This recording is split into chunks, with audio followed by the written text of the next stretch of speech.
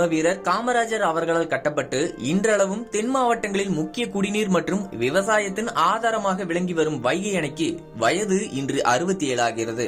அது குறித்து ஒரு சிறப்பு செய்தியை தற்போது பார்க்கலாம். தேனி மாவட்டத்தின் அடையாளங்களில் வைகை அணையும் ஒன்று. மிகவும் பெயர் பெற்ற இந்த வைகை அணை கட்டப்பட்டு இன்றுடன் 66 ஆண்டுகள் நிறைவடைந்து 67வது ஆண்டில் அடியெடுத்து வைக்கிறது. ஒருங்கிணைந்த மதுரை மாவட்டமாக இப்பகுதி இருந்தபோது தென் மாவட்ட மக்கள் வறுமை பிடியில் சிக்கியிருப்பதை கண்ட அப்போதைய முதலமைச்சர் காமராஜர் வரசநாடு மலைப்பகுதியில் மூல வைகையாக உற்பத்தியாகி வைகை ஆற்றின் வழியாக மதுரை, சிவகங்கை, ராமநாதபுரம் வழியாக கடலுக்கு வீணாக சென்ற வைகை தண்ணீரை தேக்க அணை கட்ட முடிவு செய்தார்.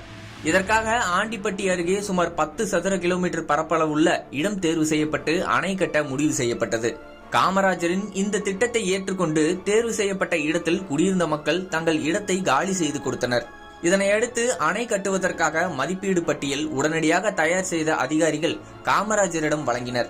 அதன்படி தற்போது பறந்து விரிந்து காணப்படும் வைகை அணையை கட்ட அப்போதைய மதிப்பில் ரூபாய் 3 கோடியே 30 லட்சம் செலவாகும் என்று தோராயமாக மதிப்பிடப்பட்டது. இதனைத் தொடர்ந்து அணை கட்டுவதற்கான அரசாணையை உடனடியாக வெளியிட்டு கடந்த 1955ஆம் ஆண்டு ஜூன் மாதம் 25ஆம் தேதி வைகை அணை கட்டுவதற்காக பெருந்தலைவர் காமராஜர் அவர்களால் அடிக்கல் நாட்டப்பட்டது.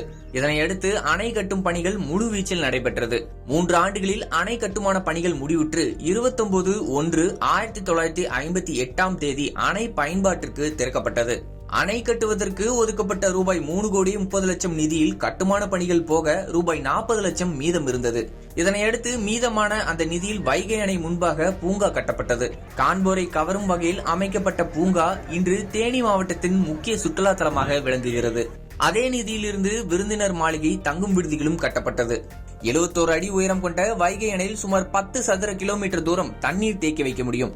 அதாவது அணை முழுமையாக நிரம்பினால் 6091 மில்லியன் கன அடி தண்ணீரை தேக்கி வைக்க முடியும்.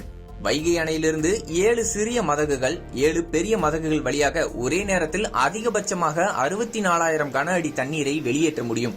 மிகவும் நேர்த்தியாக தொலைநோக்கு பார்வையுடன் கட்டப்பட்ட இந்த வைகை அணையினால் தேனி, மதுரை, திண்டுக்கல், சிவகங்கை, ராமநாதபுரம் மாவட்டத்தில் உள்ள ஒரு போகம், முதல் போகம், 2ஆம் போகம் என மொத்தமாக 3,44,000 ஏக்கர் நிலங்கள் ஒவ்வொரு ஆண்டும் பாசன வசதி பெற்று வருகிறது. மேலும் 58 கால்வாய் திட்டம் மூலமாக மதுரை மாவட்டம் உசிலம்பட்டி பகுதியில் உள்ள கண்மாய்களுக்கு தண்ணீர் திறக்கப்பட்டு வருகிறது. இது தவிர மதுரை மாநகர மக்களின் குடிநீர் தேவையை பூர்த்தி செய்வதில் வைகை அணை மட்டுமே முக்கிய பங்கு வகிக்கிறது. 67வது ஆண்டை எட்டியுள்ள வைகை அணை பொதுப்பணித்துறையினரால் பராமரிக்கப்பட்டு வருகிறது. வைகை அணை உறுதித்தன்மை இன்றளவும் குறையாத அளவிற்கு அணை பராமரிக்கப்பட்டு வருகிறது. 5 தென் மாவட்ட விவசாயத்திற்கு ஆணிவேராக வைகை அணை கட்டப்பட்ட ஆண்டிலிருந்து இன்று வரை விளங்குகிறது என்றால் அது மிகையல்ல.